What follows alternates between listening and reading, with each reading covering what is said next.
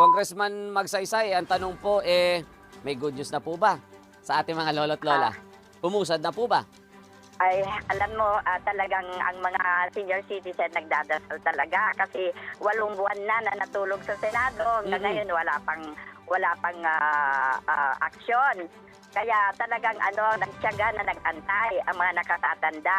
Mukhang hindi na sila makapag-antay dahil walang 8 buwan na. So nag-rally na po nung isang araw. Opo. Napag-alaman namin na nandun pa sa committee ni Senadora Amy Marcos.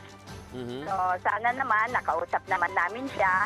Hopefully, ilabas na niya ngayon. At sabi naman ni Senate President Chis Escudero, aabot pa naman. Opo. Kung mailabas ngayon hanggang next week. So, sana naman maawa si Senator Amy Marcos sa mga nakatatanda at aksyonan na niya sa committee niya, kasi nasa committee pa aksyonan na niya sa committee itong Universal Social Pension. Kasi talagang itong pinakamimithi, itong pinakaaantay ng mga nakatatanda na lahat na ng seniors ay tatanggap na ng buwanang pension. Opo. Sabi niyo po, nakausap na ninyo si Senator Amy Marcos at nasa committee niya, yung pong counterpart itong panukala na ito, na ipaliwanag po ba sa inyo kung bakit naantala ang pagpasa nito at ano ang commitment na malinaw na ibinahagi po niya sa inyo? Wala naman malinaw na commitment. Sabi naman niya, pag-aaralan niya. Pero napag-alaman ko doon sa isang head ng malaking organisasyon dito sa Pilipinas na TWG na pala yun. Okay. At ewan ko kung anong bakit hindi pa inilalabas. So sana pinagdadasal namin at nakikiusap kami, Senadora Amy Marcos, na sana aksyonan mo na itong Universal Social Pension. Maawa ka naman sa mga nakatatanda at ito lang ang talagang inaantay nila. Ang counterpart niyo po dyan, Kong, di ba yung bill ni Senator Risa Ontiveros, yung 1.5 naman yung kanya, 1,500? Oo, pero si Senator Bong Revilla, yung version ng Congress, yun din ang kilay niya. Kaparehas po. Kaparehas po na sa inyo. Ayan. Yes, parehas. Kung yung hinihingi natin ay 1,000 na pension sa lahat ng senior citizens. Di po ba? Kung maaari lang sana, pero talaga namang inayos naming mabuti sa Congress at may mapagpondohan na, pero hanggang 500 lang. Itong mga magpe-pension pag naaprubahan ito. Pero yung mga tumatanggap na ng 1,000, 1,000 pa rin. Ayun, 1,000 pa rin. Ito pong, kapag po naipasa itong panukalang batas na ito, magkano po yung pondo na dapat meron tayo para ma-implement po ito at gaano karaming senior citizen po yung ine-expect na makikinabang po dito? Ang projection namin ay 12 million. So, kailangan pa ng mga about 35 to 40 billion. Yung sa sinasabi natin na yun na 35 to 40 B, ay may pagkukuhanan na po ba tayo? May available funds po ba? Kasi minsan po, ang binabanggit Congressman Magsaysay, may mga batas na ipapasa pero hindi na ipatutupad dahil sa kawalan ng budget. May guaranteed budget po ba ito sakaling maipasa?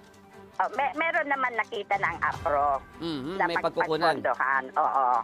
Yung entire. Kaya naman ipinasa namin sa Kongreso. Opo. Ibig sabihin, kapag maipasa, hindi question yung budget dahil may nakita na kayo ng pagkukuhanan ng 35 to 40 B. Yes. Oo. Ayan. Yun yung maganda kasi para sigurado yung distribution nito, Congressman, if ever, dun po sa bill ninyo, paano yung magiging means ng distribution nito at paano mapipili yung mga dapat mabigyan po nito? Ano yun?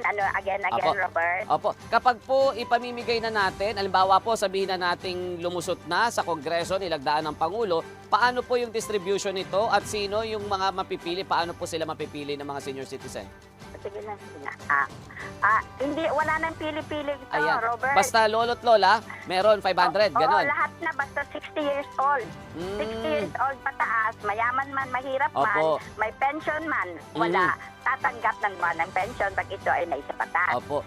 Yung buwan ng pension na ito, Congressman Magsaysay, paano po maibibigay sa kanila? Yung monthly na yon, may card po ba or what? Kagaya din ng pagbibigay ng social pension ngayon ng mga indigent. Ang nagbibigay pa sa ngayon ay ang DSWD. Opo. Dahil hindi pa na masyadong kaya ng NCSC. dahil sa kakulangan nga ng opisina, manpower. So nandun pa sa DSWD. So kung baka DSWD pa din ang mag-i-implement nito kung sakaling maaprubahan. Ayan. Panghuli na lang, Congressman Milagros Aquino Magsaysay, baka may nais po kayong banggitin sa mga lolo't lola na naghihintay po nitong pension na ito. Nasa inyo po pagkakataon. Yes, sa ating mga lolo't lola ay magdasal lang po tayo. At sa tingin ko naman ay ibibigay ng Diyos ito sa atin. At may garantiya naman I mean, may constant communication kayo sa inyong counterpart para mailusot po ito sa Senado. Yes, open naman ang communication namin sa Senate. Ayan, maraming salamat po, Congressman Milagros Aquino Magsaysay. Maraming salamat, Robert. Thank you po at good morning.